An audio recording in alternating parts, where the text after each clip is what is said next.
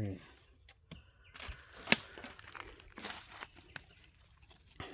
นกจาดดกใหญ่แต่นกคนนี้นะมันนกอะ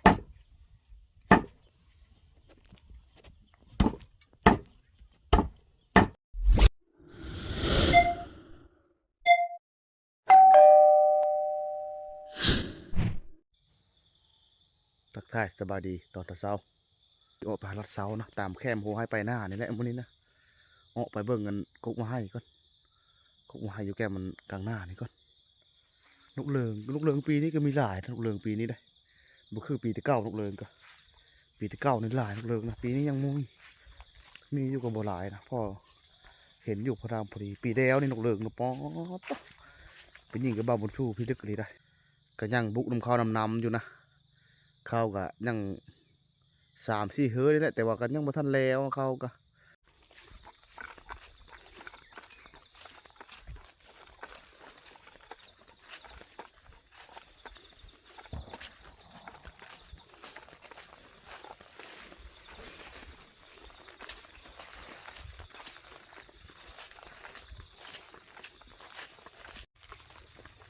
หาเรายิงนกจาดนกปลิวตามโหไฮไปหน้านี่แหละ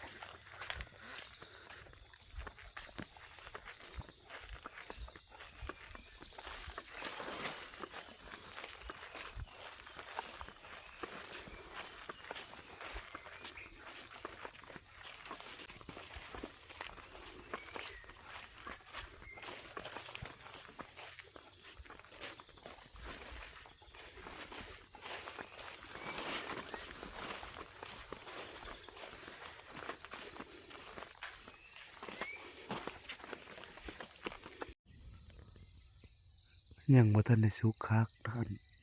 มะโพนี่ก็เห็นนกบนทนเฮาตัวนึงนะแต่ว่ายิงตกไปเลยตกลงหันเลย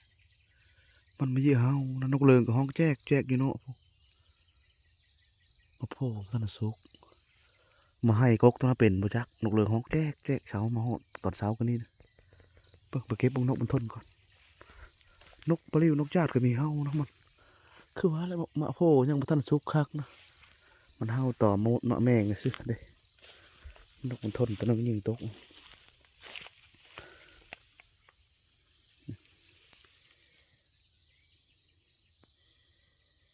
หลายอยู่นกมันทนซื้อแต่ว่ามันจับปุ๊มันจับจะไม่ร้อนตัวนะมันไม่เฮามันลักนกก็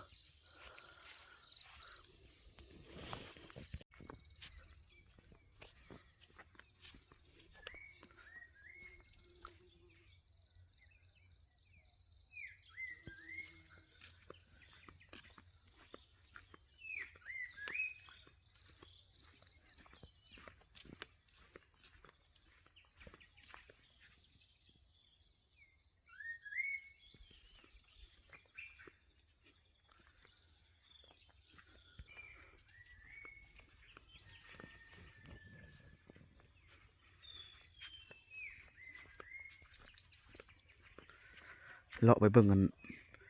นกกินหมากภาษาก่อนอยู่ในเล่ากันอยู่ในแคมป์เล่าตาใจนี่อยู่แคมป์ด่านน้อยแคมป์บ้านนี่แหละ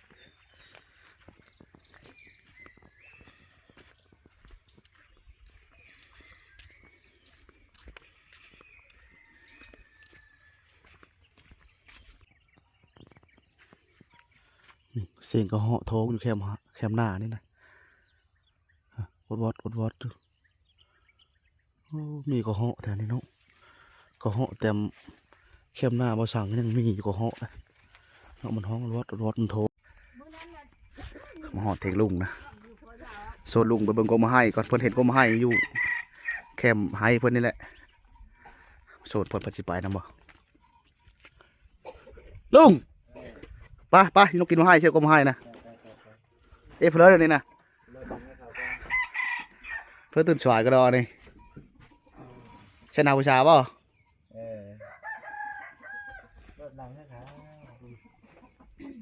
ตั้มกินข้าวเช้ากับเพื่อนวันนี้นะเก็บปัญหาในห้องป่ะห้องบริการโอ้ยสร้างแบดไอ้ทำเด้อไปเบิ่งก็มาให้ลุงมาเขาก่อนเสียงนกแก้วแซวอยู่มันก็บ่งามไปลุงเนาะลุง ต้นแม้มันห้องลิ้นชื่อน้ำมันแกยัง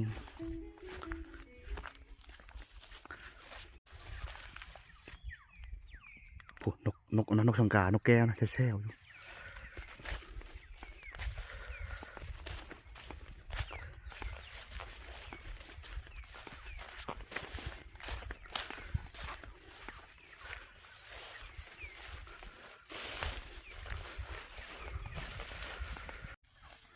อยู่เชื่อหนองผายลุงอยู่เชื่อเลยโอ้หมูหุ่งกระดกลุงเนาะลุงปุ๊เอากินยังบ่หมูหุ่งนี่นะป้านกแซ่วๆก็มาให้นะปุ๊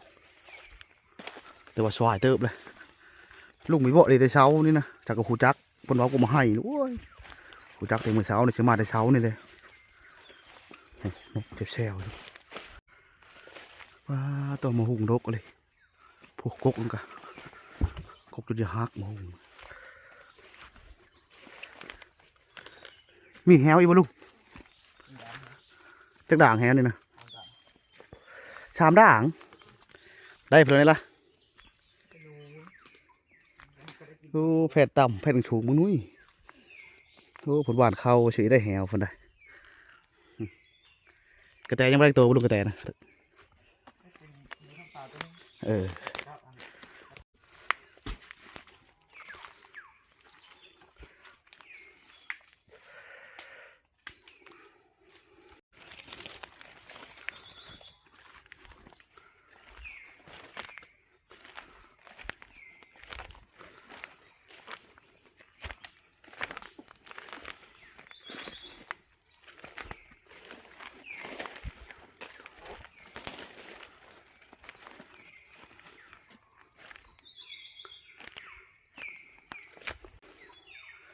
มาตอนเช้านี่มีกระเหาะพอได้แถวนี้นะ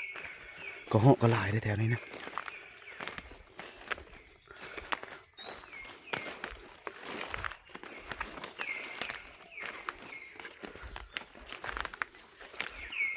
นี่มันก็มาให้นะ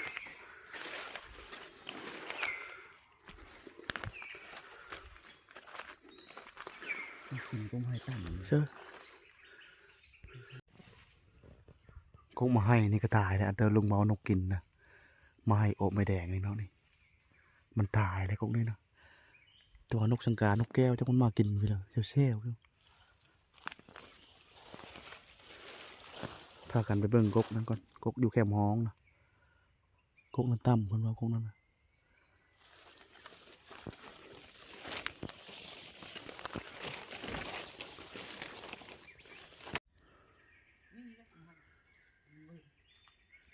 บุเป็นใช่ไหมแล้วมาให้กับบุเป็นขึ้นบนนกห้องมาให้เป็นบุเป็นทำมาให้มันห้องลินแต่สินะหลายเลยมูนกไปมือแล้วบาดนี่สิเมื่อกี้ตามมาโทษอยู่เทงพูดเลยไปน้ำเดียวแล้วไปทั้งเลยแฮ่ช่วยละแล้วมาเบิ่งกมาให้กันมันบุเป็นทำมาให้กันพยายามแพ้น้ำลุงก่อนพูดแล้วเมื่อเกี่ยวเข้าพูดแล้วบาดนี่สิตักไล่แล้วบาดนี่แล้วนะบ่ล้มแล้วบ่โอ้ยก็เลย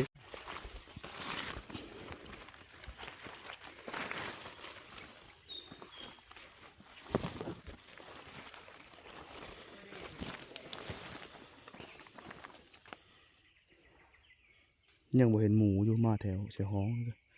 เห็นแต่บนไก่ป่ากันนกขวามันชะแถวนี้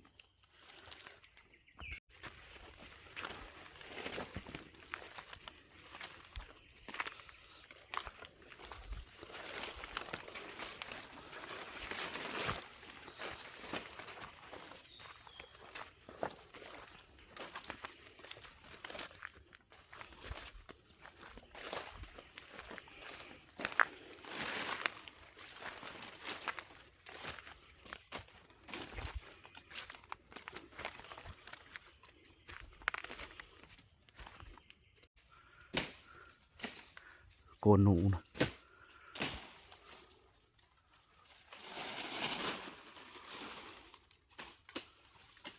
ทางมาป่าจะพันคักล่ะ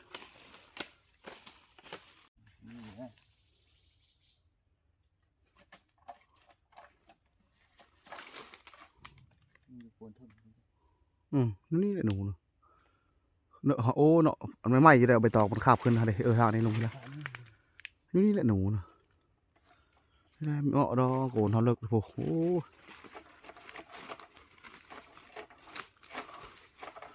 งูจงอางขลาดมันเลยจะดี ทางคือทางนั้น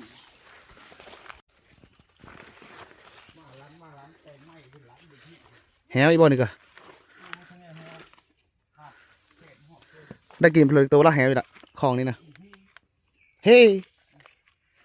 เฮ้บ่ใหญ่บ่แฮวลุงเพิ่นหวานเข้าซื่อโอ้แพะยาวๆเบิ่งบ่ได้กินโดดนี่นะลุงแพะเนาะบ่ถึกแฮวก็น้ำทันเทว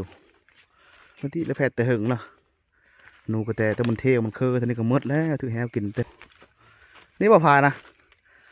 มีความเจ้าหกเลยว้าลุงกับปลาเล้งคอยปล่อยนะเชะ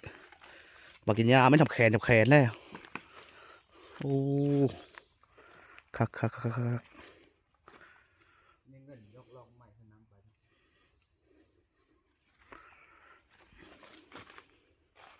จากมือพาบุกลุงมาบุกบึงหนองป่านี่หันป่าปล่อย3 ถงนึงแล้วอย่าปล่อยหลายผัดยันผายคาดนะเพิ่นปานปีนี้ปานไหม้โน่นเป็นดินไหม้ยันมันขาดเลยชีได้ป่าปล่อยได้3 ถงระยะปีนี้นะปีหน้าหนังซื้อมาปล่อยหลายๆ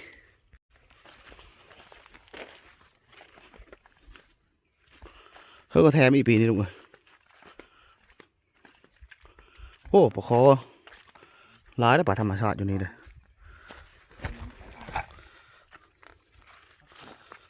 อันนี้บ่คอยบนหาเมื่อตะบนไม่เห็นเลยฝ่ายนี่ไปเบิ่งก็มาให้กะมาให้บ่เป็นลุงว่าเป็นบ่ได้ไปใช่แล้วว่ามาให้เป็นเบิ่งส่งวันนี้บุวิตตำมาโทษเนาะมานี่เอามาโทษมาตำอยู่เถียงพอแล้วปัดข้าวปัดน้ำแล้วกะลงเก็บข้าวหน้าต่อมานี่บ่ได้ไปทางเรือแล้วมานี่โอ้น้ำช้างลุงเพิ่นอัดไว้อย่างดียันไก่ยันเป็ดตกยันงูยันควายตก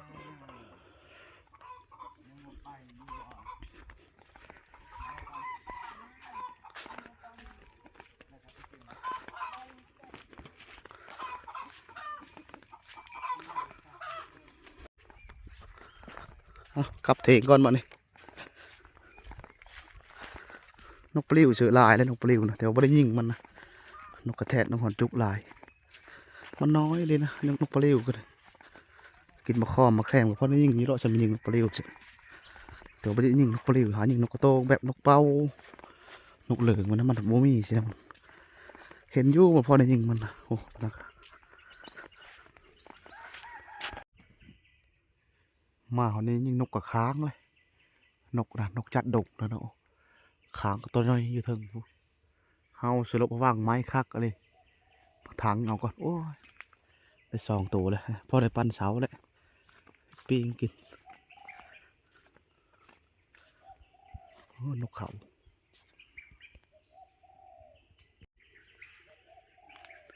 เจ้านกเขาก่อนนกเขาคันแล้ว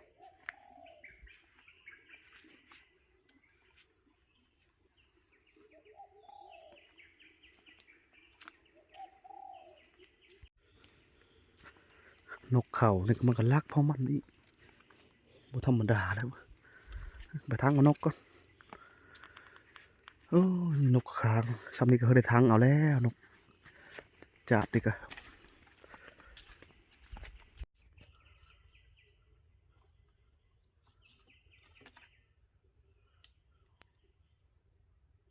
มันซกบักไม้คักอะไรนกทางนี่เลยจังไปตกอยู่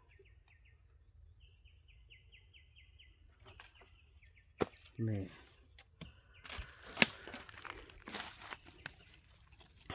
นกจัดดกใหญ่แต่นกคนนี้นะได้2 ตัวเจ้านกเขากับมันย่าหันและรักอะไรนกเขาก็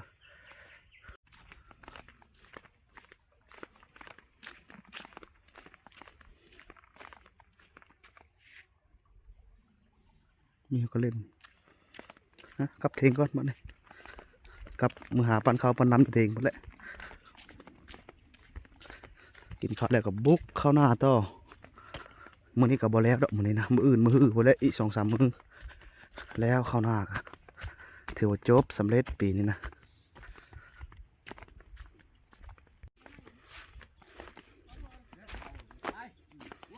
กินข้าวแล้วเฮ้ยกินข้าวละข้าวกับเพลอทำแต่งโอ้ยหายิงกับบ่ได้เพลอนี่ก็นะได้นก2 ตัวนึงโชดลุงไปเพิ่นว่าก็มาให้เบิดก็มาให้เอาก็มาให้ไปเบิ่งมาให้เป็นมะช้ำสากมาฮอดเทงดังแล้วบ่ไผ่นี่จุพูดจุพายจีนกก็ถนังฮอดไผ่กันว่านี่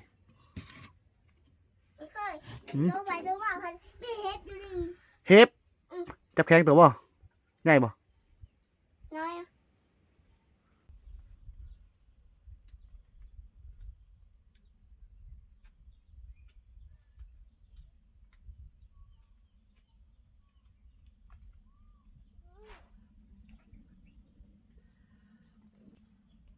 หลังมันนกอะ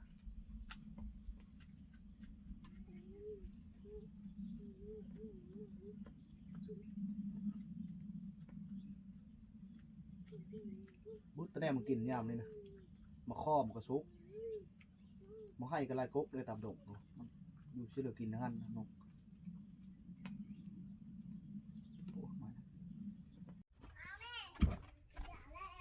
สักจีนกแล้วจอนกปีนกก็ตำโทน้ำเช้ามันนี่นะเขาสะดอนไส้มันกินอิ่มมันแหละเพิ่นพากันลงเกี่ยวข้าวเลยสั่งสักมาแต่หาหญิงเนี่ยหญิงก็ได้นก2 ตัว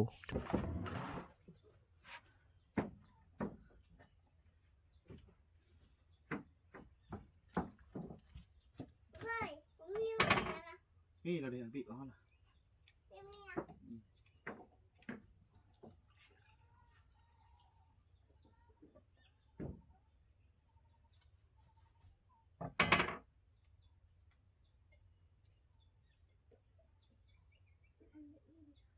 เชียงลูกเรือแอก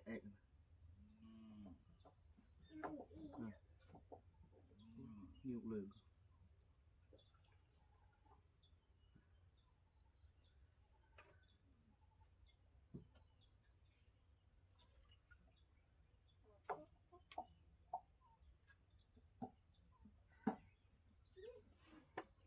ลูกเรือห้องแอก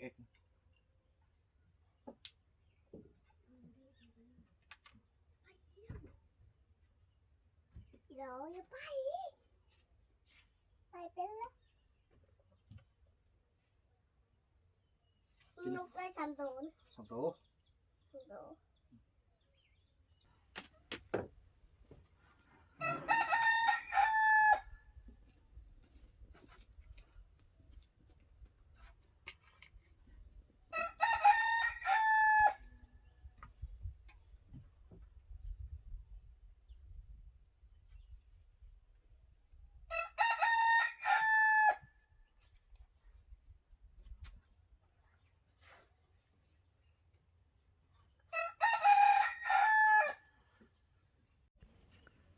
อันนะบริตำเนาะมาโทนะอันสาวดอนชนไส้เพิ่นตำมาแต่งจงเพิ่นหน่อยนึงนี่มาโทนะไว้ตับตอนง่ายกับปีงนกเลยป้าตัวนกก็มันเลยนะยามเลยนะคือแหละปีงนกอะอีกจักนาทีสุกเรียบร้อยปีงนกสุกแล้วปีงนกอีกอยู่ข้าวแห้งแล้วตอนนี้ก็จน9 โมงเช้าเลย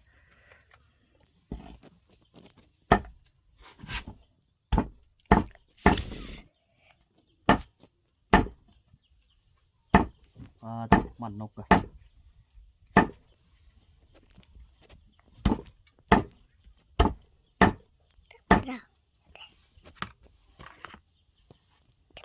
พึกซื้อนี่เลยนี่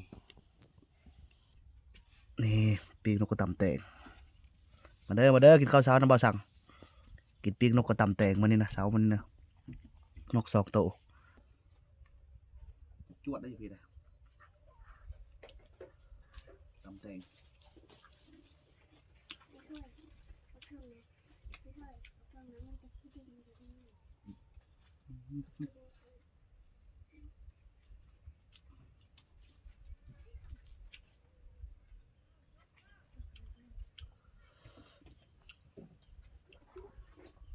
ไม่หรอมาห้อง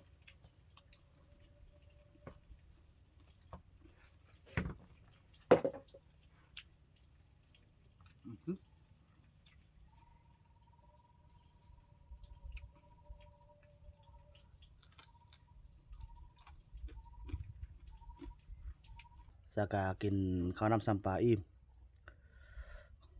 ได้ลงเกี่ยวข้าวก้อนบัดนี่ไปหายิงก็ตั้งไปหายิงก็พอได้อยู่ได้กินอยู่ได้